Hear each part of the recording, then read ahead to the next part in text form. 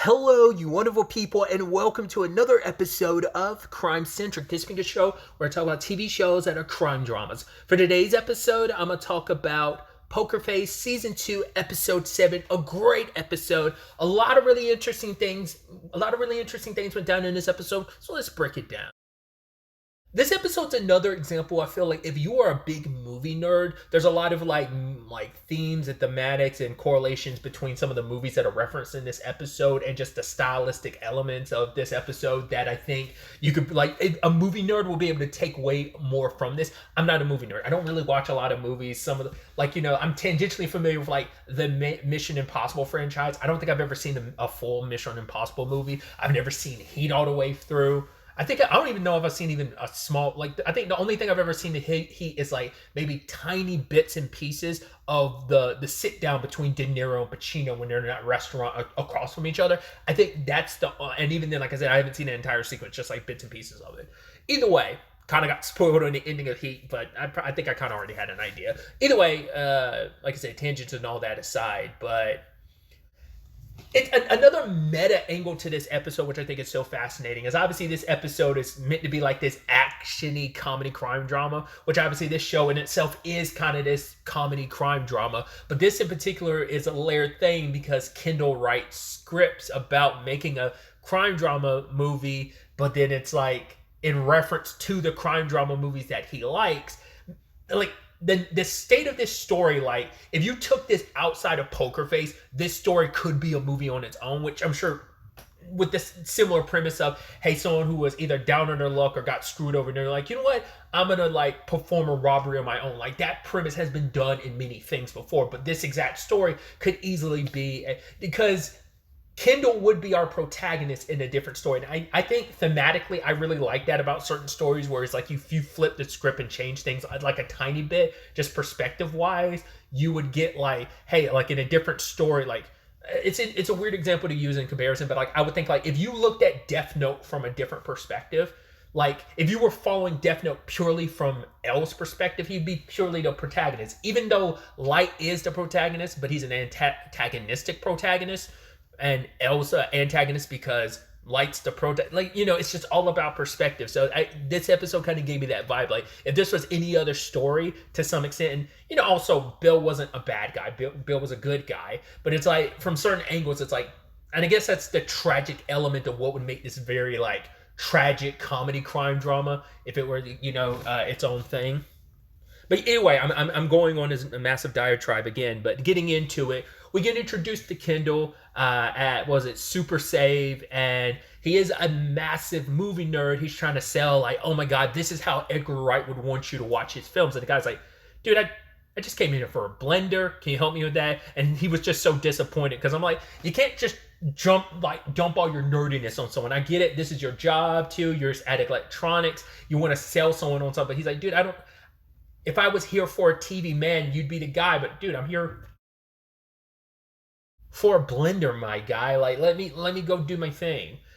He gets brought up, which I also know, Sam Richardson. I was like, oh, that's dope. The moment we got introduced to him, though, I'm like, oh, he's going to be our killer, which is sad because, like, obviously, like, I've seen Sam Richardson. I think he's probably mainly known for, like, comedic roles, but it's like, I was like, oh, you're going to be a little, like, comedic in this, and that's probably going to be kind of sad and depressing when you end up being a killer, but you wouldn't be the first, like, comedic actor who's been on a show who's been a killer, you know? Then we meet Bill, his boss, played by Corey Hawkins. And it's so sad because like Bill is like, yo, you make these great scripts, you write a lot of the scripts. He's like, yeah, you should go out there to Hollywood. He's like, and Kendall he's not confident enough. He has a self-confidence issue. So he's like, oh, I need to write one more great script, maybe even a rom-com, but then Bill's like, hey man, I'm gonna have to fire you. And at first, like, you could tell Bill was dancing around it, and he does give his explanation later on why he did it. It was kind of a tough love move, but still. But he's like, yeah, and I think he probably was making up excuses when he fired Kendall. He's like, oh, there's got to be cuts, man. I have to bring in someone from security. When he talked about bringing in someone for security, I thought that was going to be Charlie. I thought that was going to be her into the story. But you would think, like, no, she would probably have to be here earlier to interact with Kendall. You would assume that's how that would work. So I wasn't quite sure, but that all gets fixed later on in the episode. But I thought that was so interesting. I was like, then he meets up with Juice, which the actor plays Juice. I think his name was in the credits, but like in the opening credits. But I'm like, I didn't know him by name, but I'm like, oh, it's one of those actors I've seen and stuff. I love that, like, I'm literally calling by his real name. I hate when I do that. When Kendall caught Juice stealing stuff, he's like, go through the back door, the alarm's kind of busted, this and that. But then they meet up later on, and it's like, yo, let's. Kendall told him his idea for like robbing a place, robbing the safe store. In fact, the meta element of, I actually wrote a story about this exact same situation, and I know I used the actual schematics and know-how of what I know about the store and my experience to know actually how to rob it. And Juice is like, yo, let's do it. He's like, what, you want to finance my movie? He's like, no, what the fuck are you talking about? No, we're going to rob the store you used to work at. They also sat down and watched Heat, which is like, it was that guy's first time ever watching it. So yeah, it's supposed to be a whole like, yeah, no one's going to get hurt thing, but you're immediately like, somebody's going to get hurt. And in particular, knew it was going to be Bill. But yeah, they go and they have their whole system and plan. The whole taking like the blurry Polaroid picture, I was like, huh, interesting. Once again, I'm not well versed in the Mission Impossible movies. I've seen bits and pieces of sequences. I've never sat down and watched the entire movie. So they were like, oh, that's from MI3. I'm like, oh, okay. I would have never known that if you hadn't like filled me in on that. That's what that was kind of a wink and nod to. Like both probably just in the context of just the in-universe elements of the show, but also just like in the construction of it. It's the meta thing of it's an MI3 reference being referenced as an MI3 reference. But yeah, the fact Juice was going so long made me go like, how's this going to play out? Because I was like, is he going to end up dying? And once again, I'm always kind of wondering like how the show's going to subvert your expectations. So I'm like, how is this going to go sideways? But then Bill showed up. I was like, oh God, I was just waiting because I was like, he's going to get shot. The thing I'm always the most nervous about is headshots. Because like someone getting shot always comes out of nowhere. So I'm like, please don't let it be like a headshot. No, but like got shot in the chest, but he got like double tap. He got triple tapped really. I think, yeah, I was about to say, like, would that still count as a double tap, like the two afterwards? I always conflate the meaning for that, but so I was like, technically, got triple tapped, right? And obviously, Kendall's kind of caught up in the moment. It's the rush of, hey, we need to get this money, clean up this crime scene, but it's just kind of like, man, this was your friend. And especially as we find out later on, they have like 2 decades of history.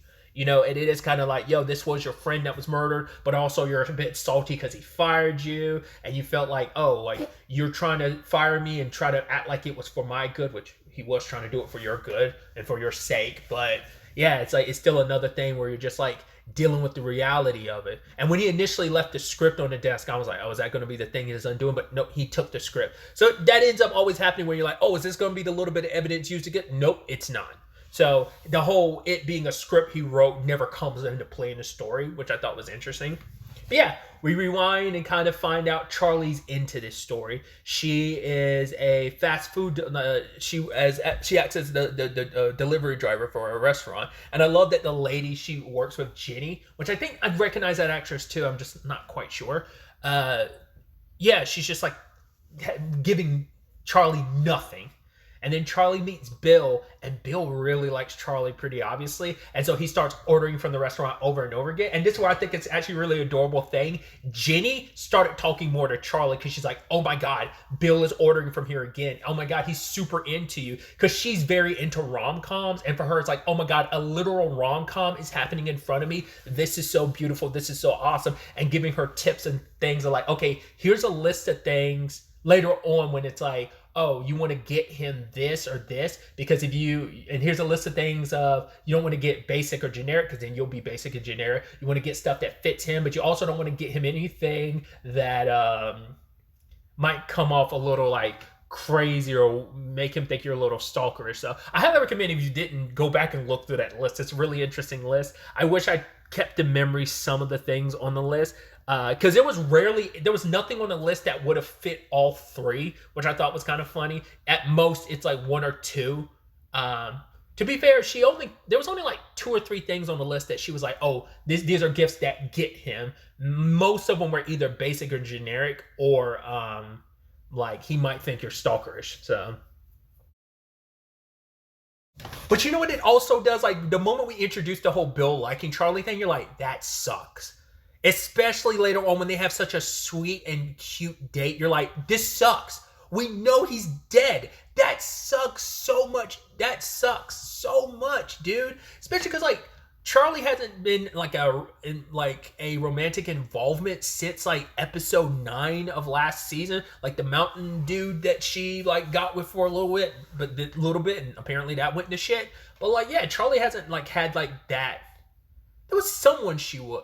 Wasn't there someone else she kind of got intimate with, and I'm just blanking on? I don't remember. But like, yeah, this is like the closest like hard hitting like. I put this like amongst the deaths that's happened in Charlie's life. I'd say like this probably hits second. I think Natalie still hits first because like, yo, that was your best friend. But because she's been friends with most, not all, but most victims she's gotten to know and get associated with and become friendly with. This is the first time she was kind of like intimate with like the victim in that same capacity. So it's like, that's why I put this like probably like the second one that hits the closest to home for her.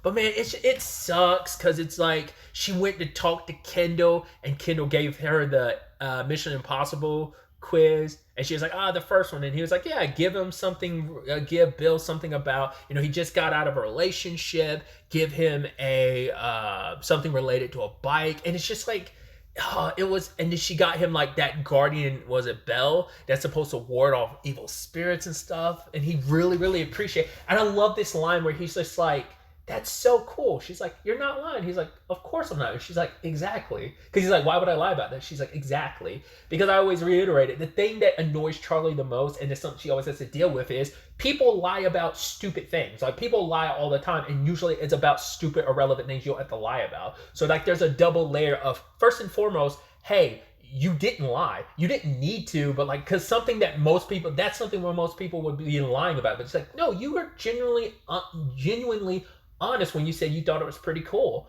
And then he's like, why would I lie about it? She's like, exactly, because there's a twofold of, you are such an honest person, you wouldn't lie about something like that, which is awesome, which obviously that ticks all the boxes for Charlie. But two, it's also like, yes, why exactly would you lie about something small and stupid like that, There's also like the element of like, well, you want to tell someone like, you tell little white lies and be like, oh, it's fine. It's little stuff like that. But yeah, and they had a nice little dinner inside the Super Save, and he talked about his relationship with Kendall. They had the age-old debate, which I didn't find out that was a debate until way later in life. The whole, is Die Hard a Christmas movie? I don't know if the same argument, I know the same arguments kind of get brought up about The Nightmare Before Christmas, more specifically of, do you count that as more of a Halloween movie, or do you count that more as a Christmas movie? It's like, I'd probably say Christmas just because thematically it revolves around Christmas, even though like you're dealing with literal Halloween Town, and Halloween Town trying to, or specifically Jack trying to like encroach upon Christmas. So, that's a conversation. But yeah, the whole conversation of like, well, it takes place as Christmas and stuff like that, but Kendall's issue is there is no Santa in it. And I love that later on, while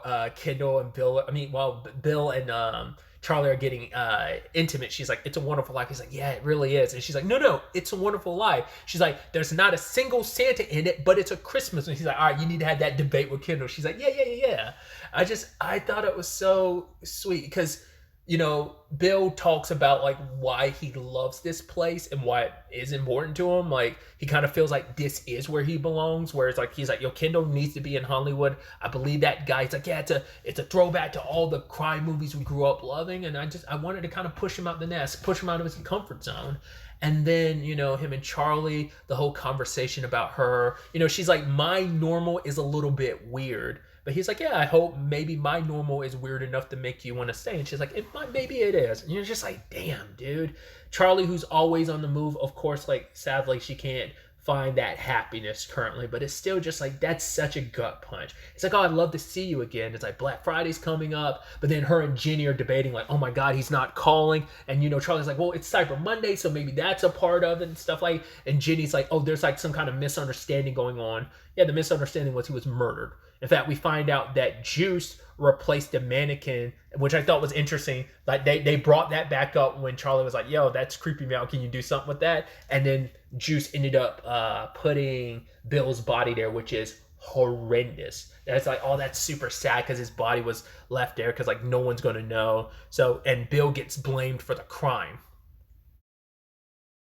I love Charlie interrupting the news the reporter being like, whoa, whoa, whoa, Bill, you say no, he wouldn't do that. And she's like, there's no way he would do that. Ends up talking to Kendall. Luckily, Kendall dances around stuff, but she also gets that early jab in, not intentionally, but unintentionally. She twists the knife in, making him feel guilty about Bill's death. I mean, especially when he literally has to look at Bill's dead body in the center of the store. But it's like, yeah, he believes in you wholeheartedly. Like, you should hear the way he talks about your scripts. He didn't fire. He fired you because he was trying to, like, get you to put yourself out there, be more confident.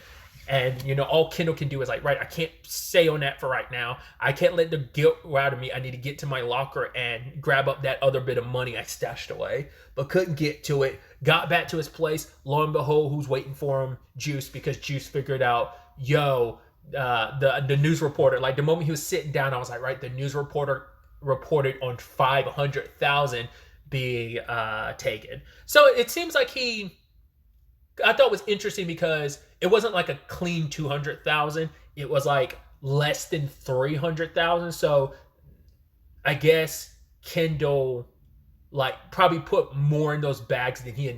It wasn't even like, I thought he was going to go, hell, here's the 200,000 we're going to split, but I'm actually going to keep the other 200,000. It's like, no, he put a little more in those other bags, but still did not tell Juice about it.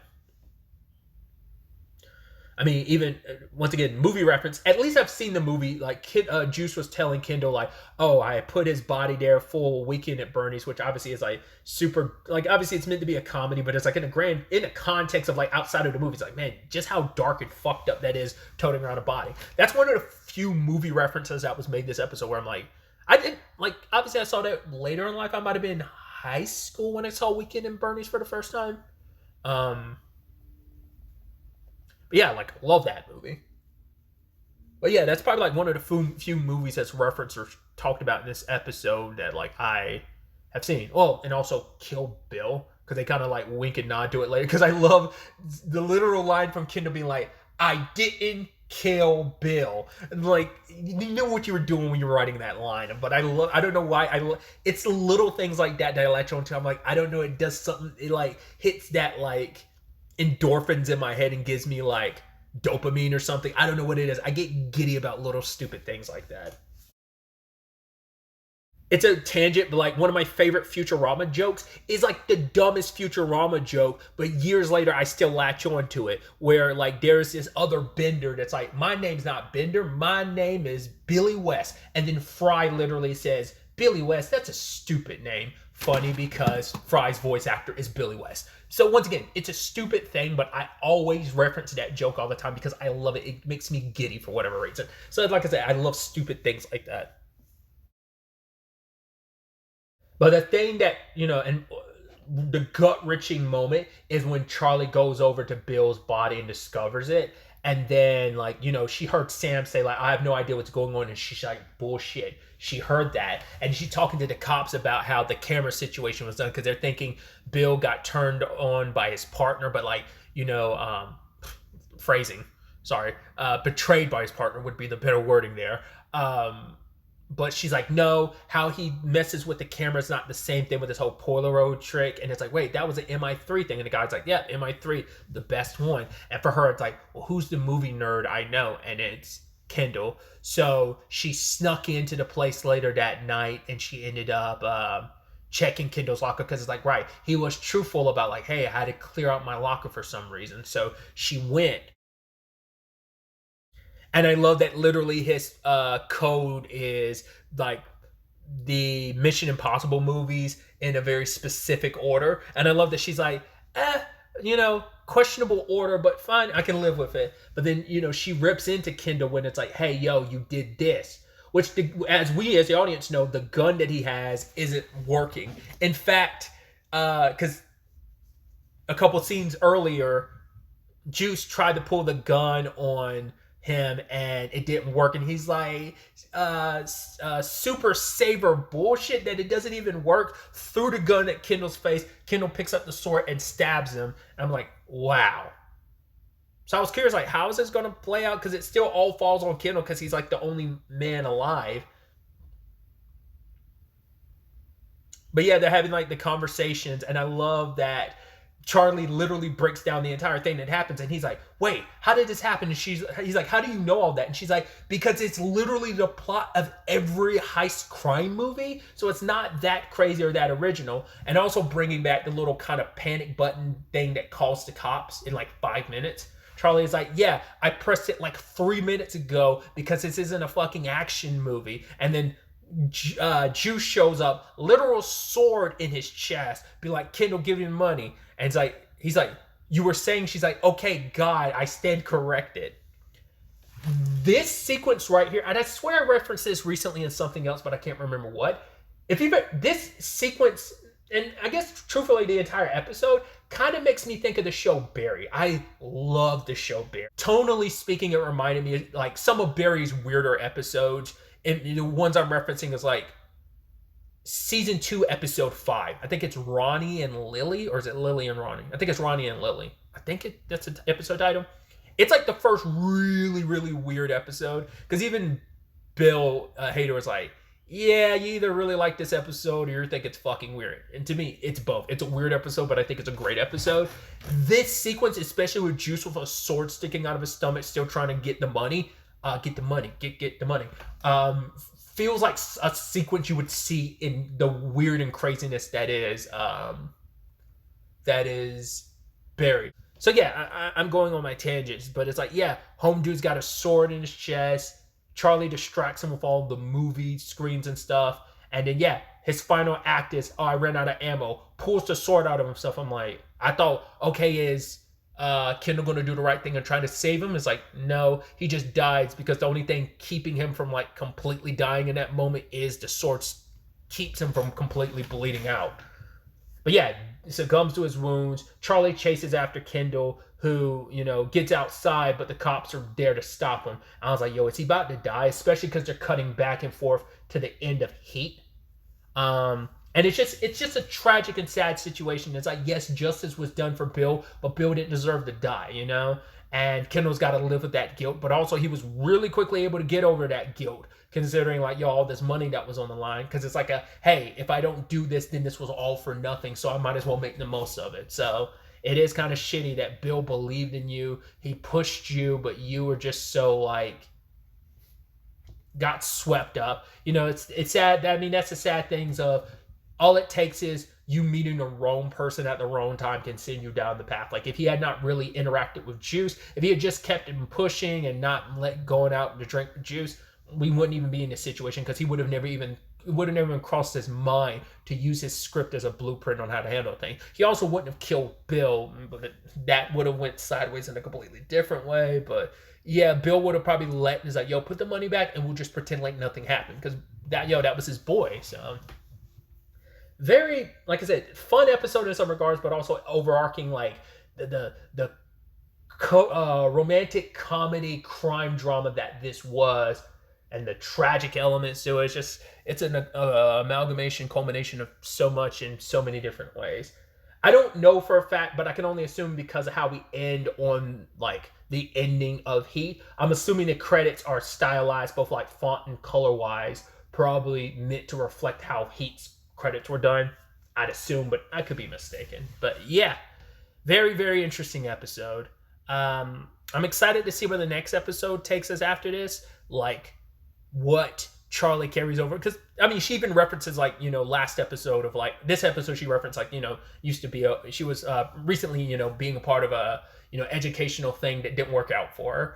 But like carrying this Bill situation, like she might have 1 or 2 lines of dialogue about it. It just depends on like how much time takes place in between last episode and this episode, but in the next episode. So I'm excited to see where the next situation takes Charlie to next. But really, that's all I want to talk about. Till the next time we meet, be happy, be safe, live life to the fullest, and enjoy it. Good day and goodbye.